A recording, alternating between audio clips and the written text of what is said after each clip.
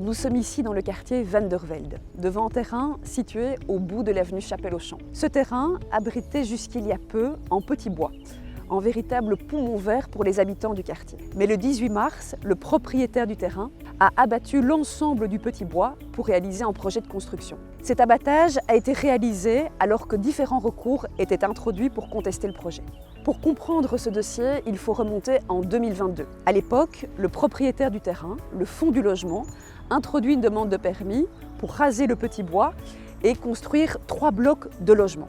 Une enquête publique est réalisée et les habitants du quartier se mobilisent pour sauver le petit bois Van der Velde. La commune, en soutien des habitants, émet alors un avis défavorable sur la demande de permis d'urbanisme.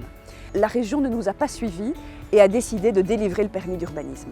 La commune s'est toujours montrée ouverte au dialogue avec le Fonds du logement. Et nous avons d'ailleurs, dans les différents avis que nous avons émis au cours de la procédure, proposé des solutions constructives. Nous avons notamment proposé d'orienter l'implantation des constructions vers la pointe du terrain afin de préserver une partie substantielle de la végétation.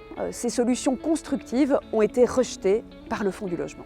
Comme nous le faisons toujours pour ce type de dossier, le collège a alors introduit un recours devant le gouvernement bruxellois pour contester ce permis d'urbanisme. Malheureusement, à défaut de décision du gouvernement dans le délai imparti, notre recours a été rejeté. C'est alors que nous avons introduit un recours en annulation devant le Conseil d'État au mois de février 2025. Et nous avons pris le soin, à l'époque, d'assortir ce recours d'une demande de suspension. Malgré les recours introduits par la commune et par les riverains du quartier, le Fonds du logement a décidé de passer en force et de procéder à l'abattage de l'ensemble du petit bois. Pour tenter de faire stopper les travaux, nous avons alors introduit une demande de suspension d'extrême urgence devant le Conseil d'État, ainsi qu'une requête unilatérale devant le président du tribunal de première instance de Bruxelles. Malheureusement, les travaux d'abattage se sont déroulés en moins d'une demi-journée.